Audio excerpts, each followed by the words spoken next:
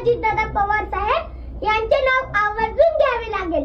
प्रशासनावर मजबूत पकड, पक्ष संघटनेवर मजबूत पकड, दिलेल्या शब्दात पाळणारे, पाहतो, करतो, बघू अशा शब्दांना ज्यांच्या शब्दसंग्रहात स्थान नाही, कार्यकर्त्यांची पूर्ण माहिती असणारे, कार्यकर्त्यांच्या अडीअडचणीला उभे राहणारे, जे पोटात तेच ओठावर असणारे, टापटीपपणा, स्वच्छतेची आवड, वक्तशीरपणा या गुणांना जपणारे, पर्यावरणाविषयी आग्रह असणारे, महाराष्ट्राच्या राजकारणातील एकमेव उदाहरण म्हणजे श्री अजितदादा पवार.